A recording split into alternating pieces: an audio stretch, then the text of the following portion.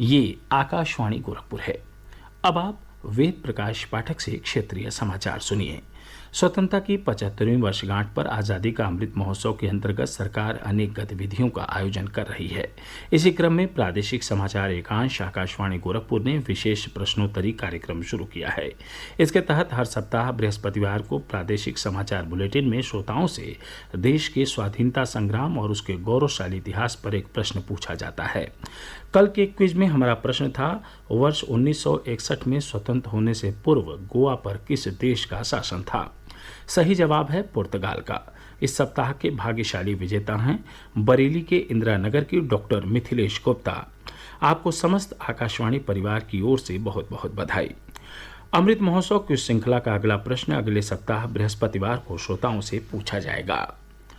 राष्ट्रीय जनतांत्रिक गठबंधन एनडीए की राष्ट्रपति पद की उम्मीदवार द्रौपदी मुर्मू ने आज संसद भवन परिसर में नामांकन दाखिल किया।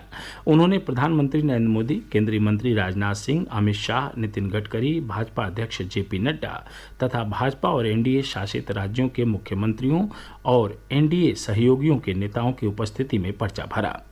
श्रीमती मुर्मू ने नामांकन पत्र के 4 सेट दाखिल किए। नामांकन पत्र के पहले सेट पर प्रस्तावक के रूप में प्रधानमंत्री नरेंद्र मोदी और गृह मंत्री अमित शाह ने हस्ताक्षर किए।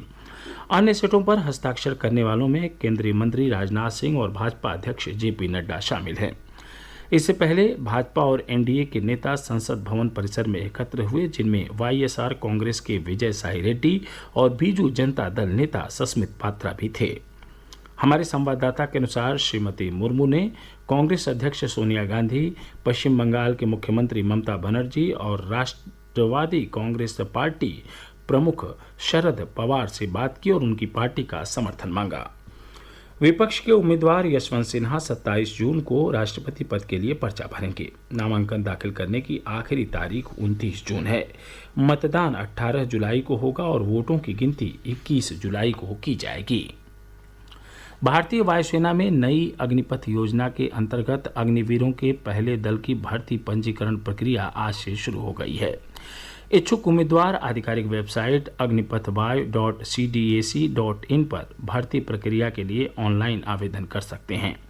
केंद्रीय रक्षा राज्य मंत्री अजय भट्ट ने आकाशवाणी को बताया कि एयरफोर्स में यानी कि वायुसेना में आज से प्रार्थना पत्र देना प्रारंभ हो गया है। आप कोई भी हमारे युवक सीधे ऑनलाइन अपना प्रार्थना पत्र दे सकते हैं और उसके लिए बाकायदा पोर्टल है, उसमें कहीं से कहीं शंका करने की आवश्यकता नहीं है। इसी प्रकार से आर्मी हमारी जुलाई के प्रथम सप्ताह से आवेदन लेना प्रारंभ होगा। जैसा पहले कहा है, तीनों जो हमारे अंग हैं सेना के, तो उसमें अपॉइंटमेंट होने, नियुक्ति होनी प्रारंभ हो जाएगी। तो इसमें जो कहीं पर भी हमारे जवान, हमारे युवक देश प्रेम के लिए समर्पित हैं, सभी लोग जो उसमें ऑनलाइन अप्लाई करना चाहें तो आज से एयरफोर्स में प्रारंभ करें। ऑनलाइन परीक्षा 24 जुलाई से 31 जुलाई के बीच देश भर के 250 केंद्रों पर आयोजित की जाएगी। भर्ती प्रक्रिया इस वर्ष के अंत तक पूरी हो जाएगी। थल सेना और नौसेना 1 जुलाई से पंजीकरण प्रक्रिया शुरू करेंगे। प्रधानमंत्री गरीब कल्याण अन्न योजना के अंतर्गत मई माह के लिए आवंटित 5 किलोग्राम निःशुल्क चावल का वितरण किया जा रहा है। यह कार्य 30 जून तक चलेगा। इसके तहत अंत्योदय और पात्र गृहस्थी राशन कार्ड धारकों को प्रति यूनिट 5 किलोग्राम चावल निःशुल्क दिया जा रहा है। पूर्वी उत्तर प्रदेश सहित प्रदेश के कई जिलों में पिछले 24 घंटों के दौरान छिटपुट वर्षा होने के समाचार हैं। जौनपुर, संतकबीर नगर और फतेहपुर में तेज हवा के साथ हुई बारिश से लोगों को भीषण गर्मी से राहत मिली। साथ ही किसानों की फसलों को भी लाभ हुआ है।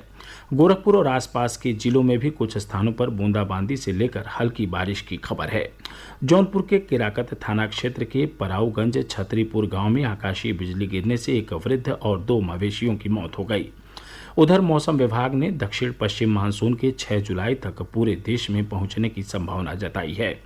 मौसम विभाग ने कहा है कि मानसून सामान्य रूप से 8 जुलाई तक समूचे देश में पहुंचता है। मानसून जल्दी शुरू होने के बाद दक्षिणी प्रायद्वीपीय हिस्से और मध्य भारत में अनुकूल स्थिति न होने के कारण इसके आने में देरी हो रही है। इस समय उत्तरी मानसून गुजरात में पोरबंदर और बड़ोदरा, मध्य प्रदेश में शिवपुरी और रीवा तथा उत्तर प्रदेश में चुर्क से गुजर रहा है। इसके साथ ही क्षेत्रीय समाचारों का यह बुलेटिन समाप्त हुआ। नमस्कार।